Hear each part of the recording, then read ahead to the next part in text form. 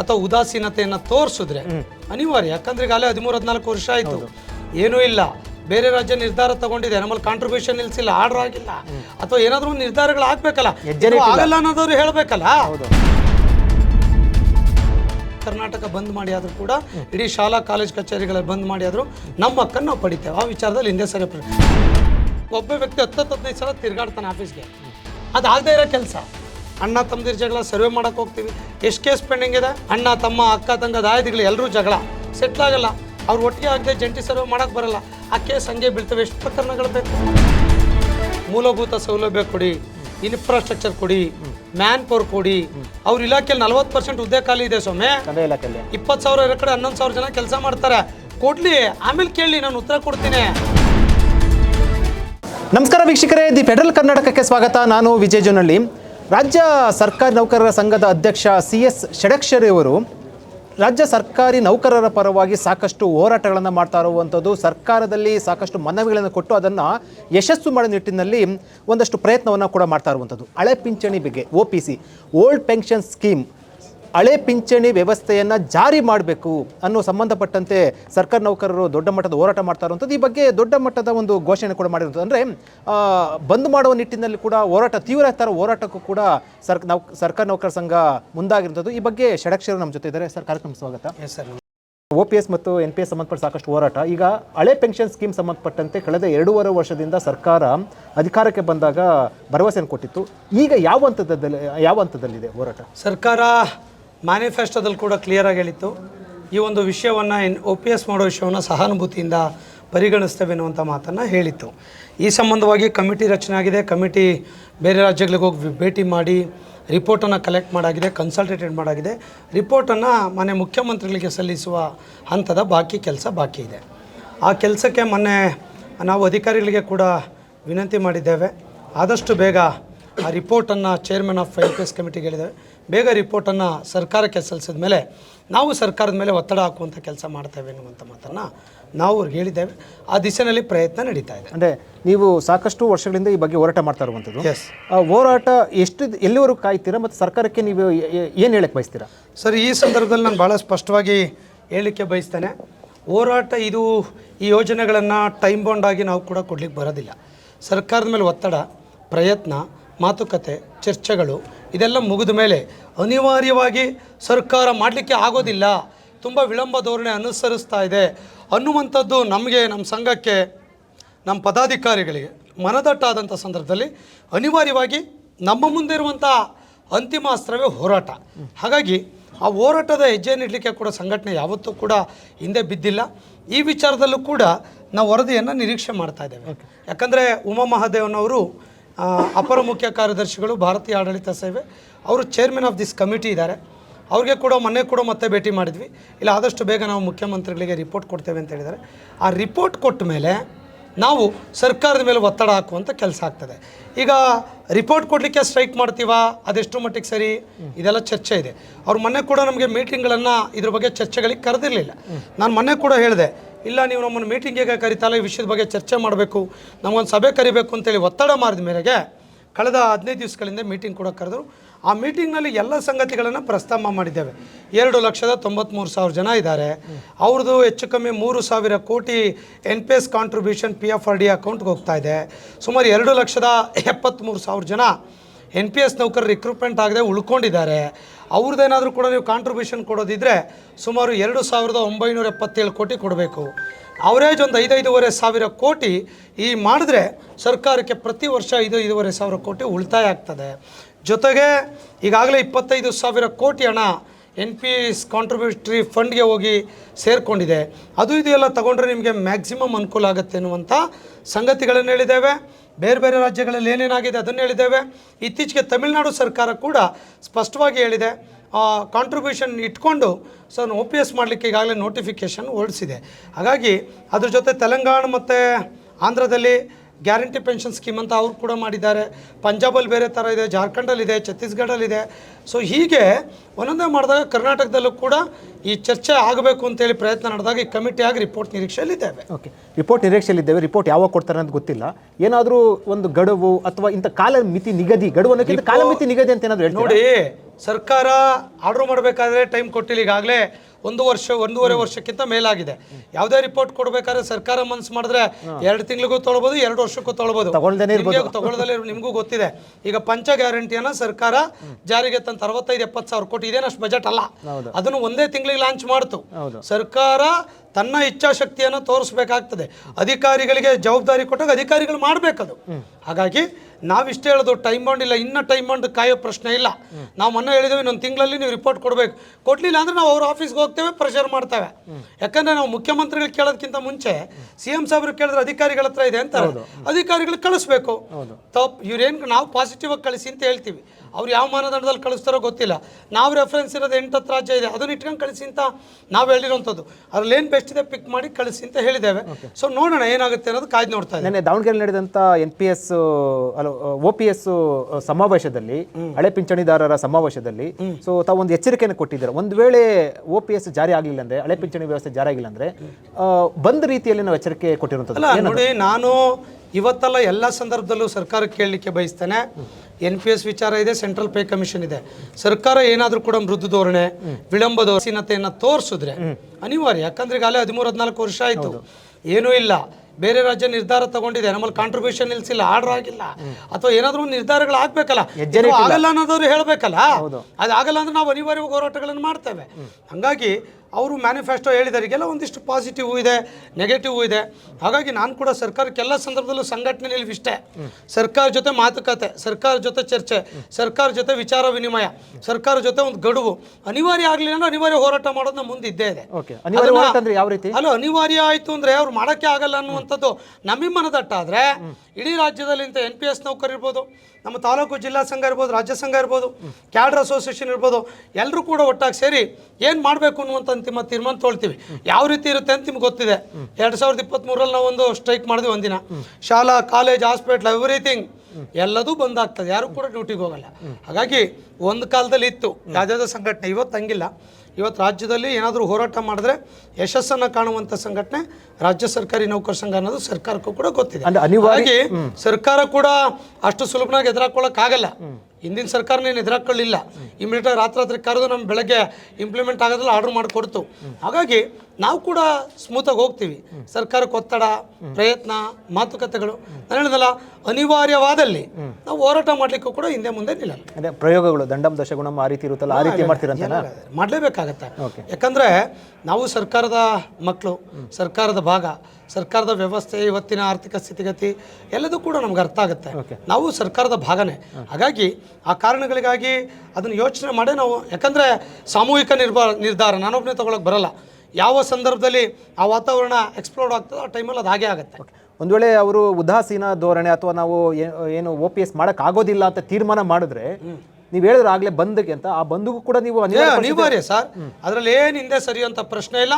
ಆ ಥರದ ಸರ್ಕಾರ ಉದಾಸೀನ ಮಾಡುತ್ತೆ, ಆಗದೇ ಇಲ್ಲ, ಸುಮ್ಮನೆ ಇದು ಮಾಡುತ್ತೆ ಅನ್ನುವಂಥ ಸ್ಟೇಜಿಗೆ ಬಂದರೆ ಅನಿವಾರ್ಯವಾಗಿ ಕರ್ನಾಟಕ ಬಂದ್ ಮಾಡಿ ಆದರೂ ಕೂಡ, ಇಡೀ ಶಾಲಾ ಕಾಲೇಜ್ ಕಚೇರಿಗಳಲ್ಲಿ ಬಂದ್ ಮಾಡಿ ಆದರೂ ನಮ್ಮ ಹಕ್ಕನ್ನು ನಾವು ಪಡಿತೇವೆ. ಆ ವಿಚಾರದಲ್ಲಿ ಹಿಂದೆ ಸರಿ ಪ್ರಶ್ನೆ. ಯಾಕಂದರೆ ಸಂಘಟನೆ ಸ್ಟ್ಯಾಂಡ್ ಇಲ್ಲಿ 2.5 ಲಕ್ಷ ಜನ, 2,93,000 ಜನ ಇಂಟು 4 ಜನ ಅಂದರೆ 12.5-13 ಲಕ್ಷ ಫ್ಯಾಮಿಲಿ ಇದೆ.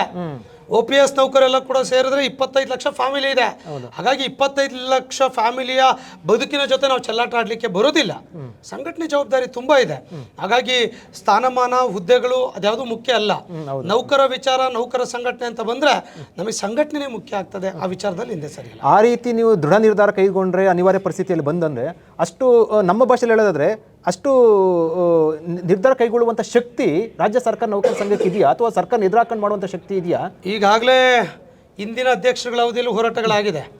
ಸಿಪ್ಪೇಗೌಡರ ಕಾಲ ಇರ್ಬೋದು, ಶೇಷಗೌಡರ ಕಾಲ ಇರ್ಬೋದು, ಭೈರಪ್ಪನವ್ರ ಕಾಲದಲ್ಲಿ ಆಗಿದೆ. ನಮ್ಮ ಕಾಲದಲ್ಲೂ 2023ರಲ್ಲಿ ಹಿಂಗೆ ಹೇಳ್ತಿದ್ರಿ ಮಾಧ್ಯಮದವರು, ನೀವು ಸ್ಟ್ರೈಕ್ ಮಾಡ್ತೀರಾ, ನೀವು ನೋಡ್ತೀರಾ ಅಂತಿದ್ರು.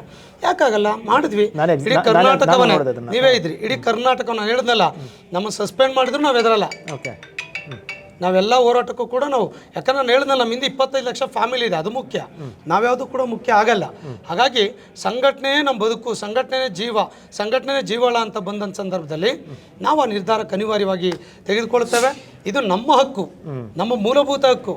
ಸ್ವಾಮಿ, 27 ರಾಜ್ಯದಲ್ಲಿ ಸೆಂಟ್ರಲ್ ಪೇ ಕಮಿಷನ್ ಇದೆ, ನಮಗೆ ಕೊಟ್ರೆ ಇಲ್ಲಿ ಕೇಳಂಗಿಲ್ಲ ಅಂತಂದರೆ ನೀವು ಕೇಳಬೇಡಿ ಅನ್ನೋದಾದರೆ, ಇವತ್ತು ಗ್ರೋತ್ ರೇಟಲ್ಲಿ, ಟ್ಯಾಕ್ಸ್ ಕಲೆಕ್ಷನ್ ರೇಟಲ್ಲಿ ಎಲ್ಲದರಲ್ಲೂ ಕೂಡ ನಾವು ಟಾಪ್ ಇದ್ದೇವೆ. NPS ಇಲ್ಲ, ಅಲ್ಲ OPS ಇಲ್ಲ, ಸೆಂಟ್ರಲ್ ಬಿಲ್, ಹೆಲ್ತ್ ಸ್ಕೀಮ್ ಸರಿಯಾಗಿಲ್ಲ, ಇವೆಲ್ಲ ಸಮಸ್ಯೆಗಳಿದ್ದಾಗೂ ಕೂಡ ಇವತ್ತು ನಾವು ಟಾಪ್ 5 ಇದ್ದೇವೆ. ಯಾಕೆ ಕೊಡೋದಿಲ್ಲ? ನಾವು ಕಲೆಕ್ಟ್ ಮಾಡೋ ಟ್ಯಾಕ್ಸ್ ಕಲೆಕ್ಷನ್, ನಮ್ಮ ಹಣವನ್ನು ನಮಗೆ ಕೊಡಿ, ಇನ್ನೂ ಎಫೆಕ್ಟಿವ್ ಮಾಡ್ಲಿಕ್ಕೆ ಆಗ್ತದೆ. ಹಾಗಾಗಿ ಸಂಘ ಷಡಾಕ್ಷರಿ ಅಲ್ಲ, ಇಲ್ಲಿ ಸಂಘದ ನಿಲುವು.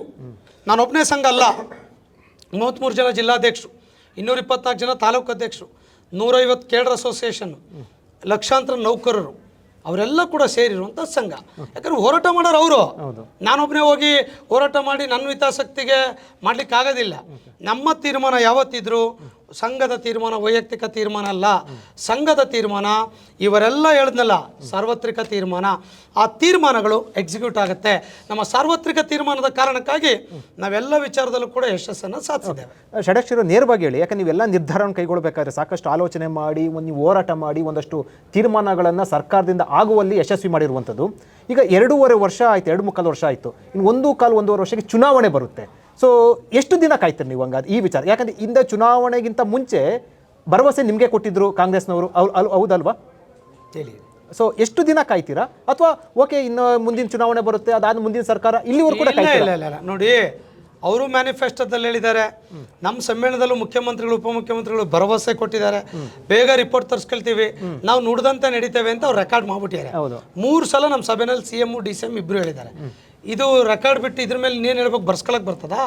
ಅವ್ರು ಹೇಳಿದ್ದಾರೆ.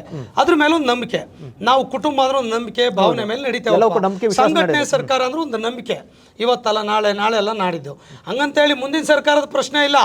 ಈ ಸರ್ಕಾರದ ಅವಧಿನಲ್ಲಿ OPS ಆಗ್ಬೇಕು, ಅಷ್ಟೇ ನಮ್ಮ ಸ್ಟ್ಯಾಂಡ್. ಅದರಿಂದ ಇನ್ನು ಕಾಯ್ತೀವಿ ಬಿಡ್ತೀವಿ ಪ್ರಶ್ನೆನೇ ಇಲ್ಲ. ಆ ಥರದಲ್ಲಿ ಏನಾದ್ರು ಸರ್ಕಾರ ಈ ಟರ್ಮಲ್ಲಿ ಆಗಲ್ಲ ಅಂದ್ರೆ ಅನಿವಾರ್ಯ ಹೋರಾಟ ಅನ್ನುವಂಥದ್ದು ನಮ್ಮ ಮುಂದೆ ಇದೆ. ಎಲ್ಲರಿಗೂ ಒಂದು ಟೈಮ್ ಕೊಡಬಹುದಲ್ಲ? ಈಗ 2 ವರ್ಷ ಚುನಾವಣೆ ಬರುತ್ತೆ. ಈಗ 3 ವರ್ಷ ಮುಗ್ದಿದೆ ಅವರು. 3 ವರ್ಷ, 2.5 ವರ್ಷ ತಿಳ್ಕೊಳ್ಳಿ. 3 ವರ್ಷ ಮುಗ್ದಿದೆ. ಇನ್ನು ಮುಂದೆ ಇನ್ನಿರೋದು 2 ವರ್ಷ. ಇನ್ನೊಂದು ವರ್ಷ ಚುನಾವಣೆ ಈಗ ರಿಪೋರ್ಟ್ ಅಂತ ತಗೊಳ್ತೇವೆ, ಒತ್ತಡ ಹಾಕ್ಲಿಕ್ಕೆ ಪ್ರಾರಂಭ ಮಾಡ್ತೇವೆ. ನಮಗೆ ಅಟ್ಲೀಸ್ಟ್ ಕನಿಷ್ಠ 1 ವರ್ಷ ಚುನಾವಣೆಗೆ ಮುಂಚೆ ನಮಗೆ ಈ ತೀರ್ಮಾನಗಳಾಗಬೇಕು ಅನ್ನುವಂಥ ಸ್ಟ್ಯಾಂಡ್ ನಮ್ದಿದೆ.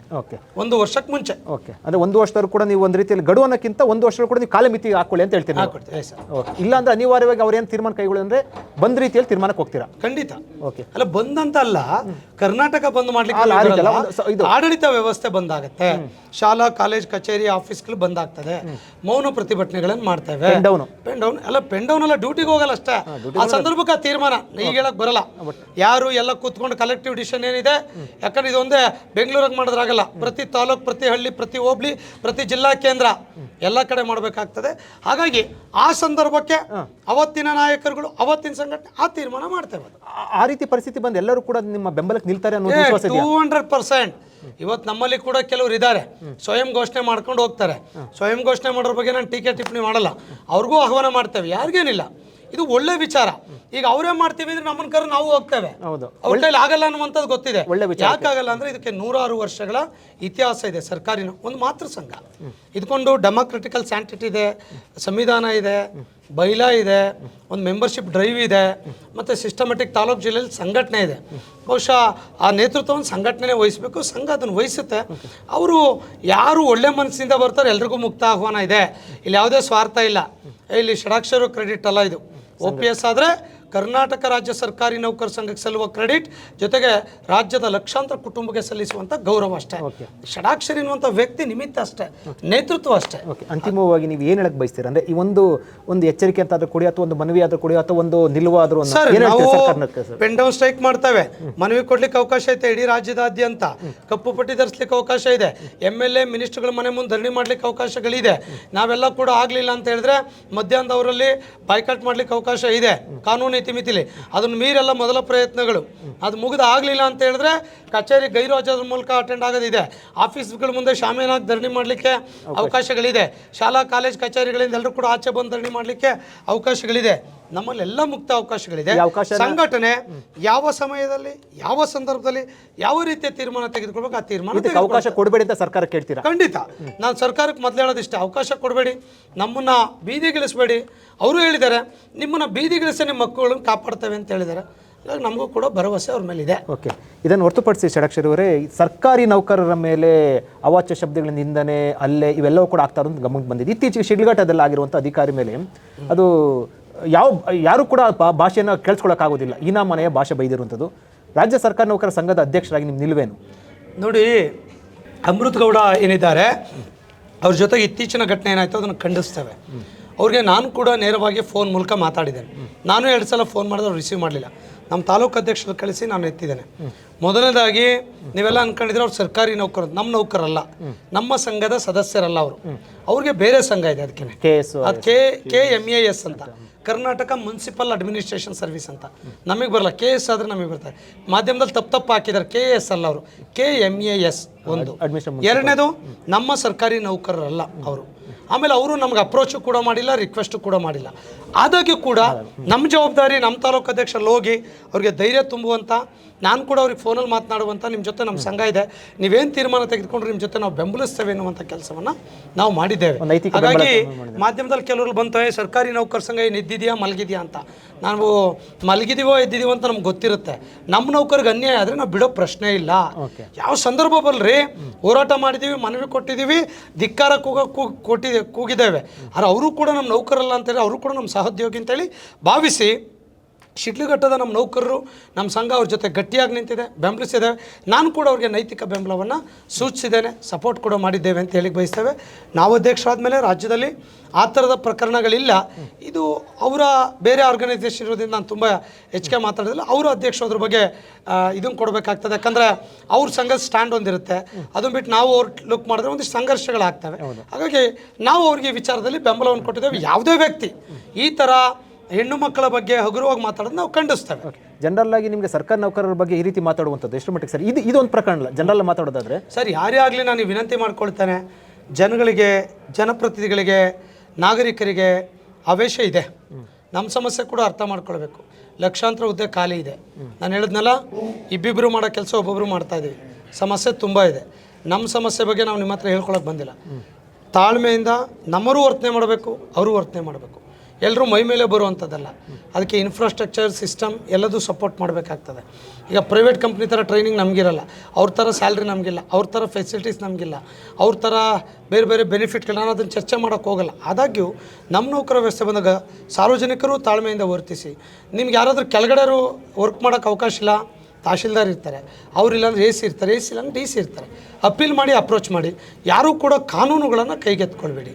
ಅದು ಪಬ್ಲಿಕ್ಕಲ್ಲಿ ಥ್ರೆಟ್ ಮಾಡೋದಿರ್ಬೋದು, ಫೋನಲ್ಲಿ ಮಾತನಾಡೋದಿಂತ, ಈಗ ಮಾತಾಡೋದು ಅಪಾಲಜಿ ಕೇಳೋದು. ಸೊ ಹಾಗೆ ನಾಲಿಗೆ ತನ್ನ ಕುಲವನ್ನು ಹೇಳಿತು ಅಂತ ಹೇಳಿ ಶರಣರು ಹೇಳ್ತಾರೆ. ಹಾಗಾಗಿ ಅದಕ್ಕೆ ಅವಕಾಶವನ್ನು ಕೊಡದೆ ತಮ್ಮ ಮಿತಿನಲ್ಲಿ ಮಾಡಿ. ನಮ್ಮರು ತಪ್ಪು ಮಾಡಿದ್ರೆ ಕಾನೂನಿದೆ, ರೈಟಿಂಗಲ್ಲಿ ಲೆಟ್ರ್ ಕೊಡಿ, ಆ್ಯಕ್ಷನ್ ಮಾಡ್ತಾರೆ ಅಧಿಕಾರಿಗಳು. ಹಾಗಾಗಿ ನೀವು ಕಾನೂನು ಅವಕಾಶ ಇಲ್ಲದೆ ಇರೋದನ್ನು ಒತ್ತಡ ಮಾಡುವಂಥದ್ದನ್ನು ನಾನು ಕೂಡ ಒಪ್ಪೋದಿಲ್ಲ.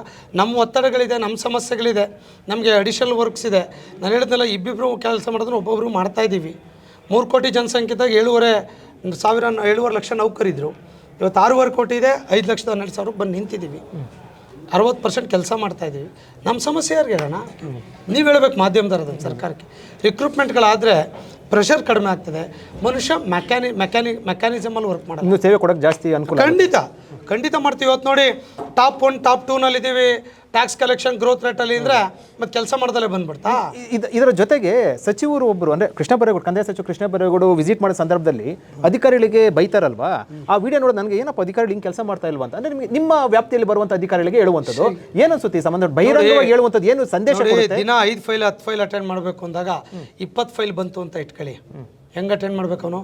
ಒಂದು ದಿನಕ್ಕೆ +10 ಫೈಲ್ ಆ್ಯಡ್ ಆದರೆ ಒಂದು ತಿಂಗಳಿಗೆ ಎಷ್ಟಾಯಿತು? 1 ವರ್ಷಕ್ಕೆ ಎಷ್ಟಾಯಿತು? ಹಿಂದೆ ಬ್ರಿಟಿಷ್ ಗೌರ್ಮೆಂಟಲ್ಲಿದ್ದಂಥ ವಿಲೇಜ್ ಅಕೌಂಟೆಂಟ್, ರೆವಿನ್ಯೂ ಇನ್ಸ್ಪೆಕ್ಟರ್ದು ಕ್ಯಾಡರ್ ಸ್ಟ್ರೆಂತ್ ಇದೆ. ನೀವು ಆ ವಿಡಿಯೋ ನೋಡಿದ್ದೀರಾ? ನೋಡಿದ್ದೀನಿ. ಎಷ್ಟು ಬೋರ್ಡ್ ಹಾಕಿದ್ರಿ, ಎಷ್ಟು ಲಂಚ ಬೇಕು, ಏನು ಮೆಸೇಜ್ ಹೋಗುತ್ತೆ ಹೇಳಿ ನಿಮಗೆ? ನೋಡಿ, ಅವರು ಹೇಳ್ತಾರೋ ನಿಜ ಅಥವಾ ಇವು ಅಧಿಕಾರಿಗಳು ಮಾಡ್ತಾ ಇರೋದು? ನಾನು ಸರ್ಕಾರಕ್ಕೆ ವಿನಂತಿ ಮಾಡ್ಕೊಳ್ತೇನೆ, ಮೂಲಭೂತ ಸೌಲಭ್ಯ ಕೊಡಿ, ಇನ್ಫ್ರಾಸ್ಟ್ರಕ್ಚರ್ ಕೊಡಿ, ಮ್ಯಾನ್ ಪವರ್ ಕೊಡಿ. ಅವ್ರ ಇಲಾಖೆಯಲ್ಲಿ 40% ಹುದ್ದೆ ಖಾಲಿ ಇದೆ ಸ್ವಾಮಿ. 20,000 ಕಡೆ 11,000 ಜನ ಕೆಲಸ ಮಾಡ್ತಾರೆ. ಕೊಡ್ಲಿ, ಆಮೇಲೆ ಕೇಳಿ, ನಾನು ಉತ್ತರ ಕೊಡ್ತೀನಿ.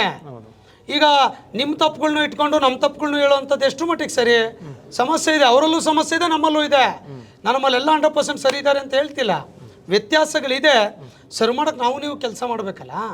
ಹಾಗಾಗಿ ಯಾವುದೋ ಇರ್ಬೋದು, ನಮ್ಮಲ್ಲೂ ಇದ್ದಾರೆ, CG ಅಪಾಯಿಂಟ್ಮೆಂಟ್ ಇದ್ದಾರೆ, ಅವ್ರಿಗೆ ಟ್ರೈನಿಂಗ್ ಇಲ್ಲ ಸರ್. ಅಪಾಯಿಂಟ್ಮೆಂಟ್ಗೆ ಆಗ್ತಾರೆ, ನಾಳೆಯಿಂದ ಕೆಲಸಕ್ಕೆ ಬರ್ಬೇಕು. ಅವ್ರಿಗೆ ಮನೆ ಕೆಲಸ ಮಾಡ್ಕೊಂಡಿದ್ದಾರೆ, ಆಫೀಸ್ ಕೆಲಸ ಮಾಡಿದ್ರೆ ಹೆಂಗೆ ಗೊತ್ತಾಗುತ್ತೆ? ಮಿನಿಮಮ್ 6 ತಿಂಗಳು ಟ್ರೈನಿಂಗ್ ಮಾಡ್ಬೇಕು. ಎಲ್ಲಿದೆ ಕಾನೂನು? IAS ಆಫೀಸರ್ಗೆ 2 ವರ್ಷ ಟ್ರೈನಿಂಗ್ ಕೊಡ್ತಾರೆ, KSRಗೆ 6 ತಿಂಗಳು ಕೊಡ್ತಾರೆ, ಬೇರೆಯವ್ರಿಗೆ ಕೊಡ್ತಾರೆ. ನಮ್ಮ ಗ್ರೂಪ್ CD ನೌಕರಿಗೆ ಟ್ರೈನಿಂಗೇ ಇಲ್ಲ ಸರ್ ಇವತ್ತಿನವರೆಗೆ. ಹೆಂಗೆ ಕೆಲಸ ಮಾಡಬೇಕು? ಒಳ್ಳೆ ತರಬೇತಿಗಳು ಕೊಡಬೇಕಲ್ಲ. ಇವೆಲ್ಲ ಸಮಸ್ಯೆಗಳಿದೆ, ಮುಂದಿನ ದಿನ ಚರ್ಚೆ ಮಾಡೋಣ. ಬಟ್ ಅಧಿಕಾರಿಗಳು, ರಾಜಕಾರಣಿಗಳು ವಿನಂತಿ ಮಾಡ್ಕೊಳ್ತೇನೆ, ನಮ್ಮ ಸಮಸ್ಯೆ ಕಡೆ ಸ್ವಲ್ಪ ನೋಡಿ ಸುಮ್ಮನೆ ನಮ್ಮನ್ನು ನೋಡಿ. ಒಂದು ಆ್ಯಂಗಲಲ್ಲಿ ಏನಾಗುತ್ತೆ, ನೀವು ಯಾವುದೋ ಒಂದು ಆ್ಯಂಗಲಲ್ಲಿ ಬೈಬೋದು, ಯಾರ ಮೇಲೋ ಕೇಸ್ ಹಾಕ್ಬೋದು. ಇನ್ಫ್ರಾಸ್ಟ್ರಕ್ಚರ್ ಸರಿ ಇದೆಯಾ ನೋಡಬೇಕಲ್ಲ, ವ್ಯವಸ್ಥೆ ನೆಟ್ವರ್ಕ್ ಸರಿ ಇದೆಯಾ ನೋಡಬೇಕಲ್ಲ, ಅದಕ್ಕೆ ಬೇಕಾದಂಥ ಸಪೋರ್ಟಿವ್ ಬೇಕಲ್ವಾ, ಅದಕ್ಕೆ ಬೇಕಾದಂಥ ಕ್ವಾರ್ಟರ್ಸ್ಗಳು ಹೆಡ್ ಕ್ವಾರ್ಟರ್ಸ್ ಉಳಿಬೇಕಲ್ಲ. ಇವೆಲ್ಲ ಕೊಟ್ಟಿಲ್ಲ. ಕಾನೂನಿದೆ, ಸರ್ಕಾರಿ ನೌಕರು ಹೆಡ್ ಕ್ವಾರ್ಟರ್ಗೆ ಉಳಿಬೇಕು ಅಂತ ಕಾನೂನಿದೆ. ಬೇರೆ ಬಸ್ಸಲ್ಲಿ ಬರ್ತಾರೆ, ಕ್ವಾರ್ಟರ್ಸ್ಗಳಿಲ್ಲ, ಮನೆಗಳು ಸಿಗಲ್ಲ, ಸಮಸ್ಯೆ ಇದೆ. ಸಾರ್ವಜನಿಕರು ಹೋದಂಥ ಸಂದರ್ಭದಲ್ಲಿ, ವಿಶೇಷವಾಗಿ ತಾಲೂಕು ಆಫೀಸ್ ಈ ಥರದಲ್ಲಿ ಹೋದಂಥ ಸಂದರ್ಭದಲ್ಲಿ ಸಾರ್ವಜನಿಕರಿಗೆ ನಿಮಗೆ ಸ್ಪಂದನೆ ಮಾಡೋದಿಲ್ಲ ಅಧಿಕಾರಿಗಳು ನೇರವಾಗಿ ಅನ್ನೋಂಥದ್ದು. ಸರ್ ನಾನು ಹೇಳಿದ್ನಲ್ಲ, ಯಾರೋ 1% 2% ಮಾಡೋದಕ್ಕೆ ಸಾರ್ವತ್ರೀಕರಣಗೊಳಿಸೋಕೆ ಬರಲ್ಲ. ಇರ್ಬೋದು, ಈ ರಾಜ್ಯದಲ್ಲಿ ಸಾರ್ವಜನಿಕರು ಪ್ರತಿದಿನ ಎಷ್ಟು ಆಫೀಸ್ಗೆ ಹೋಗ್ತಾರೆ, ಸುದ್ದಿ ಬರೋದೆಷ್ಟು ಬೆರಳಿಕೆ. ಅಂದ್ರೆ ಅರ್ಥ ಏನಂದ್ರೆ ಉಳಿದವ್ರಿಗೆ ಸರ್ವಿಸ್ ಸಿಕ್ಕಿದೆ ಅಂತ ಅರ್ಥ ತಾನೆ. ಪ್ರತಿದಿನ 1000 ಜನ ಒಂದೊಂದು ತಾಲೂಕು ಆಫೀಸ್ಗೆ ಹೋಗ್ತಾರೆ. ಎಷ್ಟು ತಾಲೂಕು ಆಫೀಸ್ಗಳಿದೆ? 250 ಇದೆ. DC ಆಫೀಸ್ ಎಷ್ಟಿದೆ? ಜಿಲ್ಲಾ ಪಂಚಾಯತ್ ಇದೆ, 1000 ಕಚೇರಿ ಇದೆ. ಎಲ್ಲೋ ವಾರಕ್ಕೊಂದು ಪ್ರಕರಣ ಬರ್ತದೆ, ಮತ್ತೆ ಬರಬೇಕಲ್ಲ. 100% ಮಾಡಿದ್ರೆ ನಾವು ದೇವರಾಗ್ಬಿಡ್ತೀವಲ್ಲ. ಅದೇ ರೀತಿ ಸಚಿವರಿಗೂ ಕೂಡ ಒಂದಷ್ಟು ದೂರುಗಳು ಬಂದೇ ಬರುತ್ತಪ್ಪ. ಎಲ್ರಿಗೂ ಬರುತ್ತೆ ಸರ್ ದೂರುಗಳು. ಹೆಂಗೆ ಗೊತ್ತಾ ಸರ್, ಈಗ ಯಾವುದೋ ಒಂದು ಜಾಗ ರೂಲ್ಸ್ ಪ್ರಕಾರ ಇರಲ್ಲಪ್ಪ, ನನಗೆ ಗ್ರಾಂಟ್ ಮಾಡಿಕೊಡು ಅಂತಾರೆ, ಮಾಡಲಿಲ್ಲ ಅಂದ್ರೆ ನಮ್ಮ ವಿರುದ್ಧ ಮಾತಾಡ್ತಾರೆ. ಕಾನೂನು ಬಿಟ್ಟು ಮಾಡಿದ್ರೆ ನಾನು ಮನೆಗೆ ಹೋಗ್ತೀನಿ ಸೊಮ್ಮೆ. ಯಾವುದು ಜನಸ್ಪಂದನ ಇದ್ರಾಗ ಅರ್ಜಿ ಬರ್ತಾವಲ್ಲ, ಮೋರ್ ದನ್ 90% ಅದೇ. ಅಪಾಯಿಂಟ್ಮೆಂಟ್ ಕೊಡಿ ಅಂತ ಬರ್ತಾರೆ, ಎಲ್ಲಿ ಕೊಡ್ತೀರಾ? CG ಅಪಾಯಿಂಟ್ಮೆಂಟ್ ಕೊಡಿ ಅಂತ ಬರ್ತಾರೆ, ಕಾನೂನಲ್ಲಿ ಅವಕಾಶ ಇದ್ರೆ ಎಲ್ಲಿ ಕೊಡ್ತೀರಾ? ಜಾಗ, ಗ್ರ್ಯಾಂಟ್ಸು, ಅನುದಾನ, ಬೇರೆ ಬೇರೆದು ಮನವಿ ಕೊಡ್ತಾರೆ. Is it possible? ರೋಡ್ ಮಾಡ್ಕೊಡಿ ಅಂತ ಬರ್ತಾರೆ, ದುಡ್ಡು ಇರಲ್ಲ. ಏನೇನೋ ಸಮಸ್ಯೆಗಳು, ಪರ್ಮಿಷನ್, ಪ್ರೊಸೀಜರ್ಸ್ ಇವೆಲ್ಲ ಇರುತ್ತೆ. ಯಾಕಂದರೆ ಕಾನೂನು ಬಿಟ್ಟು ನಾವು ಯಾರೂ ಮಾಡೋಕ್ಕೆ ಬರಲ್ಲ. ಆಗಲಿಲ್ಲ ಅಂದರೆ ಸಾರ್ವಜನಿಕರು ಸಹಜವಾಗಿ ಆವೇಶಕ್ಕೊಳಗಾಗ್ತಾರೆ. ಇಷ್ಟೇ ವಿಷಯ. ಯಾಕಂದ್ರೆ ನಮ್ಮಲ್ಲಿ ಒಂದು ಸಿಸ್ಟಮ್ ಇದೆ. ಈಗ ಭಾಳ ಸಲ ನೀವು ನೋಡ್ದಂಗೆ ಮೋರ್ ದ್ಯಾನ್ 50% ಲ್ಯಾಂಡ್ ಗ್ರಾಂಟ್ ಇರ್ತದೆ. ಈ ಮಿಲಿಟ್ರಿನವ್ರಿಗಪ್ಪ ಲ್ಯಾಂಡ್ ಗ್ರಾಂಟ್ ಸ್ಯಾಂಕ್ಷನ್ ಮಾಡೋ 10 ಎಕರೆ ಅಂತ ಕಾನೂನಿದೆ. ನಮ್ಮ ತಾಲೂಕಲ್ಲಿ, ಜಿಲ್ಲೆಯಲ್ಲಿ ಜಾಗನಲ್ಲಿ ಎಲ್ಲಿ ಸ್ಯಾಂಕ್ಷನ್ ಮಾಡಬೇಕು? DC ತಹಶೀಲ್ದಾರ್ ಮಾಡ್ತಿಲ್ಲ ಅಂತ ನೀವು ಆರೋಪ ಮಾಡಿ ದೂರು ಕೊಡೋದಾದರೆ ಸಂಖ್ಯೆ ಜಾಸ್ತಿ ಆಗುತ್ತೆ. ಜಾಗ ಬೇಕಲ್ಲ, ಯಾರು ಜಾಗ ಕೊಡ್ತೀರಾ ನೀವು? ಫಾರೆಸ್ಟ್ ಕಡಿಯಂಗಿಲ್ಲ, ರಾಮಠಾಣ ಇಲ್ಲ, ಸಮಸ್ಯೆಗಳಿದೆ. ಹಾಗಾಗಿ ಸಮಸ್ಯೆಗಳ ಬಗ್ಗೆ ಚರ್ಚೆ ಮಾಡಲಿಕ್ಕೆ ಸಾಕಷ್ಟಿದೆ. ಬರುವಂಥದ್ದು ಇಂಥದೇ ಸಮಸ್ಯೆ, ಆಗುವಂಥ ಕೆಲಸ ಎಲ್ಲ ಆಗಿರ್ತವೆ, ಆಗದೆ ಇರೋ ಹಂಗೆ ಇರ್ತವೆ.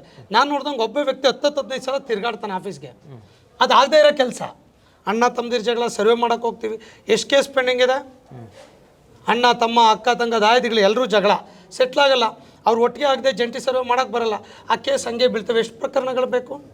ಹಿಂದೆ ಅವಿಭಕ್ತ ಕುಟುಂಬ ಇತ್ತು, ವಿಭಕ್ತ ಆದಮೇಲೆ ಅದು ಪೋಡ್ ಆಗ್ತಾ ಹೋದಂತೆ ಈ ಥರ ಸಮಸ್ಯೆಗಳು ಬರ್ತವೆ. ರೆವಿನ್ಯೂ ಆಗ್ಬೋದು, RDPR ಅಲ್ಲಿ, ನರೇಗಾದಲ್ಲಿ JCB ಬಿಟ್ಟು ತುಂಬ್ತೀನಿ ಕಾನೂನು ಅವಕಾಶ ಇಲ್ಲ. ಆಮೇಲೆ ಬೇರೆ ಯಾವುದೋ ಈ ಸ್ವತ್ತು ಖಾತೆಗಳು ಏನೇನೋ ಹರ್ಡಲ್ಸ್ಗಳಿರುತ್ತೆ ಸರ್. ಅದನ್ನು ತಿಳಿಕಳ್ದೆ ಕಾನೂನು ಅಡಿನಲ್ಲಿ ಇದ್ದು ಮಾಡಲಿಲ್ಲ ಅಂದರೆ ನಮ್ಮ ತಪ್ಪಿದೆ, ನಾನು ಒಪ್ಕೊಳ್ತೇನೆ. ಹಂಗಂತೇಳಿ ನಮ್ಮ ನೌಕರನ್ನೇನು ರಕ್ಷಣೆ ಮಾಡೋ ವಿಚಾರ ಇಲ್ಲ. ಕಾನೂನು ನಮ್ಮ ಪರವಾಗಿದ್ದು ವಿರೋಧವಾಗಿ ಮಾಡಿ ಅಂದರೆ ಅದು ಮಾಡಲಿಲ್ಲ ಅಂತೇಳಿ ಅದು ಅಪರಾಧ, ಅದು ದೂರು ಅನ್ನುವಂಥದ್ದಾದರೆ ಏನು ಮಾಡಲಿಕ್ಕೆ? ಇದನ್ನು ಹೊರತುಪಡಿಸಿ ಏನಾದರೂ ಹೊಸ ಯೋಜನೆಗಳು ಏನಾದರೂ ಇದೆಯಾ ಸರ್ಕಾರ ನೌಕರರ ಸಂಘದಿಂದ? ಈಗ ಸೆಂಟ್ರಲ್ ಪೇ ಕಮಿಷನ್ ಒಂದು ಆದಷ್ಟು ಬೇಗ ಆಗಬೇಕು. ಈಗ ಕಾಯ್ತಾ ಇದ್ದಾರೆ 26-27ರಲ್ಲಿ ಅವ್ರದ್ದು ಆಗುತ್ತೆ. ಅದಾದಮೇಲೆ ಅನಿವಾರ್ಯವಾಗಿ ಅದ್ರ ಬಗ್ಗೆ ಕೂಡ ಗಮನ ಸೆಳೀತಾರೆ. Central pay commission and NPS. ನೀವು ಉಳಿದಂತೆ ಟೀಚರ್ಸ್ಗಳಿದ್ದಾರೆ, ಅವ್ರಿಗೆ ಪಾಪ ಟೀಚರ್ಸ್ಗೆ GPT ಆ್ಯಂಡ್ PST ಒಂದು ದೊಡ್ಡ ಸಮಸ್ಯೆ ಇದೆ. ಅದಕ್ಕೆ ಸಂಬಂಧಪಟ್ಟಂತೆ ಇವತ್ತು ಸುಪ್ರೀಂ ಕೋರ್ಟ್ನಲ್ಲಿ ಕೇಸ್ ಫೈಲ್ ಮಾಡಿದ್ವಿ. ಅವ್ರಿಗೆ ಟೆಟ್ ಎಕ್ಸಾಮ್ ಪಾಸ್ ಆಗಬೇಕು ಅಂತೇಳಿ. ಬೇಕಾದ್ರೆ ಸ್ಪೆಷಲ್ ಎಪಿಸೋಡ್ ತಗೊಂಡ್ರೆ ನಾನು ಹೇಳಿಕ್ಕೆ ಬಯಸ್ತೇನೆ. ಟೆಟ್ ಎಕ್ಸಾಮ್ ಪಾಸ್ ಮಾಡಬೇಕು ಅಂತೇಳಿ ಯಾವುದೋ ಒಂದು ರಾಜ್ಯದ ರೆಫರೆನ್ಸ್ ಹೇಳಿ ಸುಪ್ರೀಂ ಕೋರ್ಟ್ ಒಂದು ಆರ್ಡರ್ ಮಾಡಿಬಿಟ್ಟಿದೆ. ಈಗ ನಮ್ಮಲ್ಲಿ ಕೂಡ 70,000-80,000 ಜನ ಟೆಟ್ ಎಕ್ಸಾಮ್ ಪಾಸ್ ಮಾಡಿಲ್ಲ. ಅವನ್ನೆಲ್ಲರನ್ನೂ ಕೂಡ ಇನ್ನು 2-3 ವರ್ಷದಲ್ಲಿ ಮಾಡಿಲ್ಲ ಅಂದರೆ ಅವ್ರನ್ನ ಟರ್ಮಿನೇಟ್ ಮಾಡಬೇಕು ಅಂತೇಳಿ ಸುಪ್ರೀಂ ಕೋರ್ಟ್ ಆರ್ಡರ್ ಮಾಡಿದೆ. ಅದಕ್ಕೆ ಸರ್ಕಾರಿ ನೌಕರ ಸಂಘ ಅದರ ವಿರುದ್ಧ ಏನು ಸುಪ್ರೀಂ ಕೋರ್ಟ್ ವಿರುದ್ಧ ಈಗ ಅಪೀಲ್ ಹಾಕಿದ್ದೇವೆ. ಅಪೀಲ್ ಹಾಕಿದ್ದೇವೆ, ಅಡ್ಮಿಟ್ ಕೂಡ ಆಗಿದೆ, ಒಳ್ಳೆ ಅಡ್ವೊಕೇಟ್ ಇಟ್ಟಿದ್ದೇವೆ. ಈಗೆಲ್ಲ ಶಿಕ್ಷಕರಿಂದ ಒಂದು ಸಹಿ ಚಳವಳಿ ಕೂಡ ಮಾಡ್ತಾ ಇದ್ದೇವೆ. ಅದನ್ನೆಲ್ಲ ಕಲೆಕ್ಟ್ ಮಾಡಿ ನಾವು ಸುಪ್ರೀಂ ಕೋರ್ಟ್ಗೆ ಫೈಲ್ ಮಾಡ್ತೇವೆ. ಇಷ್ಟು ಜನ ನಮ್ಮ ವಿರೋಧ ಇದೆ. ಯಾರು ಇನ್ ಸರ್ವಿಸ್ ಇದ್ದಾರೆ, ಯಾರು TET ಸ್ಟಾರ್ಟ್ ಮಾಡೋದಕ್ಕಿಂತ ಮುಂಚೆ ಇದ್ದಾರೆ, ಅವರೆಲ್ಲರಿಗೂ ಕೂಡ ಎಕ್ಸಾಮ್ಷನ್ನ ಒನ್ ಟೈಮ್ ಕೊಡಿ. ಇನ್ನು ಮುಂದೆ ರಿಕ್ರೂಟ್ಮೆಂಟ್ ಆಗ್ತಾವ್ರಿಗೆಲ್ಲ TET ಕಂಪಲ್ಸರಿ ಮಸ್ಟ್ ಮಾಡಬೇಕು ಅಂತ ಹೇಳಿ ಕೂಡ ನಾವು ಅಪೀಲ್ ಕೂಡ ಪ್ರೇಯರ್ ಮಾಡಿದ್ದೇವೆ. ಸಹಿ ಸಂಗ್ರಹ ಆಗ್ತಾ ಇದೆ, ಸಹಿ ಸಂಗ್ರಹ ಆಗ್ತಾ ಇದೆ. ಅದನ್ನು ಸುಪ್ರೀಂ ಕೋರ್ಟ್ಗೆ ಕೂಡ ನಾವು ಫೈಲ್ ಮಾಡ್ತೇವೆ. TET ಎಕ್ಸಾಮ್ ಅಂತ ಕಂಪಲ್ಸರಿ ಮಾಡಿರೋ ದಿನಲ್ಲಿ ಒಂದು ಸದುದ್ದೇಶ ಇದೆ. ಯಾಕೆ ಅದು ಉದ್ದೇಶ ಅಂತಂದ್ರೆ ಏನಾಗುತ್ತೆ ಅಂತ ಹೇಳಿದ್ರೆ, ಸುಪ್ರೀಂ ಕೋರ್ಟು ಕೂಡ ಯೋಚನೆ ಮಾಡಬೇಕಾಗಿತ್ತು. ಸರ್ಕಾರ ಕೂಡ ವಿಚಾರದಲ್ಲಿ ಈಗಾಗಲೇ ಸುಪ್ರೀಂ ಕೋರ್ಟ್ ಮನವೊಲಿಸೋ ಕೆಲಸ ಮಾಡಿದೆ. ಪರೀಕ್ಷೆಗಳನ್ನುವಂಥದ್ದು ಮಾನದಂಡ ಅಲ್ಲ. ಇವತ್ತು ಅನುಭವಗಳ ಜೊತೆ ತರಬೇತಿ ಅನ್ನುವಂಥದ್ದು ಬಹಳ ಮುಖ್ಯ. ತರಬೇತಿಗಳ ಕಡೆ ಗಮನ ಕೊಡಬೇಕು ಇವರು. ಪರೀಕ್ಷೆ ಅನ್ನುವಂಥ ಮಾನದಂಡ ಇಟ್ಕೊಂಡು, ಈಗ ಎಕ್ಸಾಂಪಲ್ ಅಪ್ಪ, IAS ಆಫೀಸರು ಪ್ರೊಬೇಷನಲ್ಲಿ ಎಕ್ಸಾಮ್ ಬರೆದ್ಬಿಟ್ಟು IAS ಪಾಸ್ ಆಗ್ತಾರೆ. 20 ವರ್ಷ ಆದಮೇಲೆ ಮತ್ತೆ ಅದೇ ಎಕ್ಸಾಮ್ ಬರೆದ್ರೆ ಆಗೋದಿಲ್ಲ. ಯಾರಿಗೆ ಆಗಲಿ, ಯಾರಿಗೆ ಇಲ್ದಾರೆ ಎಕ್ಸಾಮ್, ಇವ್ರಿಗೆ ಆತಕ್ಕೆ ಇವ್ರಿಗೆ ತರಬೇತಿಗಳನ್ನು ಕೊಡಿ. ಅರ್ಥ ಆಯ್ತಲ್ಲ?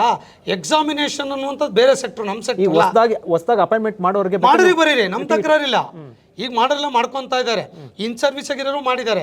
2016 ಆನ್ವರ್ಡ್ಸ್ ಅದೇನಿದ್ದಾರೆ ಅವ್ರಿಗೆ ಮಾತ್ರ ಆ ಟೈಮ್ ಎಕ್ಸಾಮ್ಷನ್ ಕೊಡಿ ಅನ್ನುವಂಥದ್ದು ನಮ್ಮ ಪ್ರೇಯರ್ ಆಗಿದೆ. ಇವತ್ತು ಸುಪ್ರೀಂ ಕೋರ್ಟಲ್ಲಿ ಕೇಸ್ ಅಡ್ಮಿಟ್ ಆಗಿದೆ.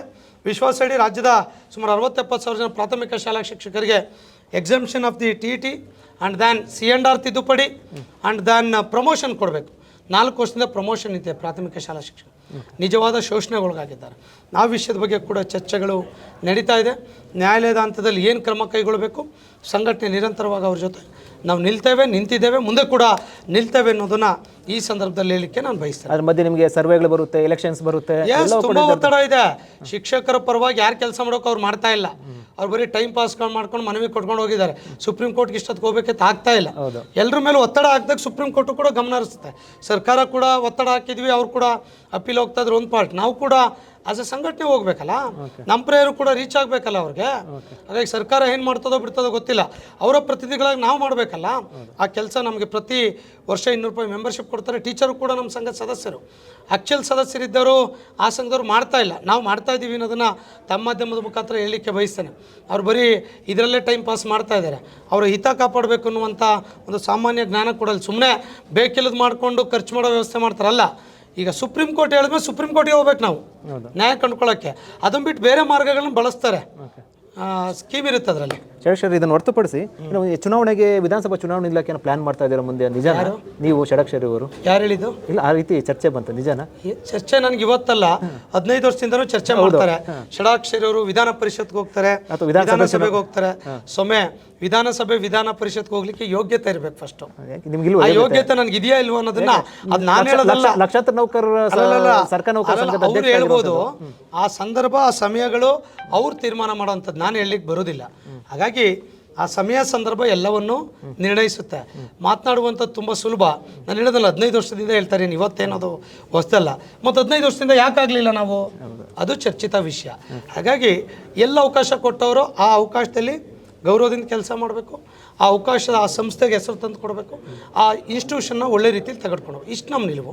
ಹಾಗಾಗಿ ಮುಂದೆ ಆ ಥರದ ಅವಕಾಶಗಳು ಸಿಕ್ಕಾಗ ನೋಡೋಣ. ಈ ಪ್ರತಿ ಸರ್ಕಾರ ಚೇಂಜ್ ಆದಾಗೆಲ್ಲ ನೀವು BJP, ಕಾಂಗ್ರೆಸ್ ಈ ಒಂದು ಆರೋಪಗಳು ಬರ್ತಾನೆ ಇರುತ್ತಲ್ವಾ? ನಿಮ್ಮ ಅಂದರೆ ಈ ಪ್ರತಿ ಸರ್ಕಾರ ಚೇಂಜ್ ಆದಾಗ ಅಥವಾ ಇವ್ರು BJP ಇವರು ಇವರು ಕಾಂಗ್ರೆಸ್ ಒಂದು ಆರೋಪ ಬರ್ತಾ ಇರುತ್ತೆ. ಸೊ ನೀವು ಯಾವ ಪಾರ್ಟಿ? ನಾವು ಸರ್ಕಾರಿ ನೌಕರ ಪಾರ್ಟಿ, ಸಂವಿಧಾನಬದ್ಧವಾಗಿರುವಂಥ ಡೆಮೋಕ್ರೆಟಿಕಲ್ ಪಾರ್ಟಿ ನಮ್ಮದು. ಪ್ರಜಾಪ್ರಭುತ್ವವೇ ನಮ್ಮ ಪಕ್ಷ, ಸರ್ಕಾರಿ ನೌಕರರೇ ನಮ್ಮ ಪಕ್ಷ, ಸರ್ಕಾರಿ ನೌಕರರೇ ನಮ್ಮ ಜಾತಿ, ಸರ್ಕಾರಿ ನೌಕರೇ ನಮ್ಮ ಧರ್ಮ, ಅವರೇ ನಮ್ಮ ಜಾತಿ. ಆ ಸಿಸ್ಟಮಲ್ಲಿ ಸರ್ಕಾರಿ ನೌಕರರು ನಾನ್ ಪೊಲಿಟಿಕಲ್ ಆರ್ಗನೈಸೇಷನ್. ನಮ್ಮ ಸಂಘ, ನಮ್ಮ ವ್ಯವಸ್ಥೆನೂ ಕೂಡ ನಾನ್ ಪೊಲಿಟಿಕಲ್ಲು, ಎಂಪ್ಲಾಯೀಸು ಕೂಡ ನಾನ್ ಪೊಲಿಟಿಕಲ್ಲು. ಹಾಗಾಗಿ ನಾವು ಯಾವುದೇ ಪಕ್ಷದ ಪರವಾಗಿ ಮಾಡುವಂಥದ್ದಿಲ್ಲ. ಯಾವುದು ಆಡಳಿತ ಪಕ್ಷ ಇರುತ್ತೆ ಅವ್ರಿಗೆ ಮನವೊಲಿಸಿ ಅವ್ರ ಮೂಲಕ ಕೆಲಸ ಮಾಡಿ ನೌಕರ ಕುಟುಂಬಕ್ಕೆ ನ್ಯಾಯ ಮಾಡಿಸ್ಕೊಡೋದು. ಹಿಂದಿನ ಸರ್ಕಾರದಲ್ಲೂ ಮಾಡಿದ್ದೇವೆ, ಈಗಲೂ ಮಾಡ್ತಾ ಇದ್ದೀವಿ. ಸರ್ಕಾರದಲ್ಲಿ ಒಳ್ಳೆ ಕೆಲಸನೂ ಮಾಡಿದ್ದೀವಿ, ಅವ್ರ ವಿರುದ್ಧ ಹೋರಾಟನೂ ಮಾಡಿದ್ದೀವಿ ನಾವು. ಹಂಗಾದ್ರೆ ಪರ ವಿರುದ್ಧ ಅಂತಲ್ಲ, ಪರನೂ ಇದೆ, ವಿರುದ್ಧನೇ ಇದೆ. ಈಗಲೂ ಸರ್ಕಾರದ ಪರವಾಗೇ ಇದ್ದೇವೆ. ಸರ್ಕಾರ ನಮ್ಮ ಪರವಾಗಿ ಕೆಲಸ ಮಾಡ್ತಾ ಇದೆ, ಸ್ವಾಗತಿಸ್ತೇವೆ, ಅಭಿನಂದಿಸ್ತೇವೆ. 3 ಕೆಲಸ ಮಾಡಿಕೊಟ್ಟಿದ್ದಾರೆ, ಇನ್ನೂ 2 ಕೆಲಸ ಬ್ಯಾಲೆನ್ಸ್ ಇದೆ, ಅದ್ರ ಪರವಾಗೂ ನಾವಿದ್ದೀವಿ. ಅನಿವಾರ್ಯ ಅವೆರಡು ಕೆಲಸ ಆಗಲಿ ಅಂತ ಹೋರಾಟಕ್ಕೆ ಹೋಗ್ತಿದ್ದಂಗೆ ಇವ್ರ ವಿರುದ್ಧ ಇದ್ದೇವೆ ಅಂತ ಭಾವಿಸುವಂಥದ್ದು ಸರಿಯಲ್ಲ. ಸರ್ಕಾರ ನೌಕರ ಸಂಘದ ಅಧ್ಯಕ್ಷ, ನಮ್ಮ ಸ್ಟ್ಯಾಂಡ್, ನಮ್ಮ ನಿಲುವು, ನಮ್ಮ ಪ್ರಿನ್ಸಿಪಲ್, ನಮ್ಮ ಸದಸ್ಯರ ಹಿತ ಅದರಲ್ಲಿ ಅಡಗಿದೆ, ಬಿಟ್ಟರೆ ಯಾವುದೇ ಸ್ವಾರ್ಥ ನಮ್ಮಲ್ಲಿಲ್ಲ. Okay sir, thank you Shadakshari ಅವರೇ. ನಿಮ್ಮೆಲ್ಲ ಪ್ರಯತ್ನಕ್ಕೂ ಕೂಡ ಯಶಸ್ಸು ಸಿಗಲಿ. ವೀಕ್ಷಕರೇ, ಈ OPS ಸಂಬಂಧಪಟ್ಟಂತೆ ಅಂದರೆ ಹಳೆ ಪಿಂಚಣಿ ವ್ಯವಸ್ಥೆ ಸಂಬಂಧಪಟ್ಟಂತೆ ಒಂದು ಹಂತದ ಅಂದರೆ ಒಂದು ಅಂತಿಮ ಘಟ್ಟದ ಹೋರಾಟಕ್ಕೆ ಬಂದಿರುವಂಥದ್ದು. 1 ವರ್ಷಗಳ ಕಾಲ ಒಂದು ರೀತಿಯಲ್ಲಿ ಗಡುವು ಅಂತ ಹೇಳ್ಬೋದು, ಅಥವಾ 1 ವರ್ಷಗಳ ಕಾಲಮಿತಿ ಕೊಟ್ಟಿರುವಂಥದ್ದು. ಇಲ್ಲ ಅಂತಂದರೆ ದೊಡ್ಡ ಮಟ್ಟದ ಹೋರಾಟ ರಾಜ್ಯದಲ್ಲಿ ಕೇಳಿರಿಯದಂಥ ಹೋರಾಟಕ್ಕೆ ಮುಂದೆ ಹೋಗ್ತೀವಿ, ಅದಕ್ಕೆ ಅವಕಾಶ ಕೊಡಬಾರ್ದಂತ ಎಚ್ಚರಿಕೆಯನ್ನು ಕೊಟ್ಟಿರುವಂಥದ್ದು. ಸರ್ಕಾರ ನೋಡಬೇಕು, ಷಡಕ್ಷರಿ ಅವರು ಅಥವಾ ರಾಜ್ಯ ಸರ್ಕಾರಿ ನೌಕರ ಸಂಘದ ಬೇಡಿಕೆಗೆ, ಆ ಎಚ್ಚರಿಕೆಗೆ ಏನು ಮಾಡುತ್ತೆ, ಮಣಿಯುತ್ತೆ ಅನ್ನೋದನ್ನ ಕಾದು ನೋಡಬೇಕಾಗಿದೆ.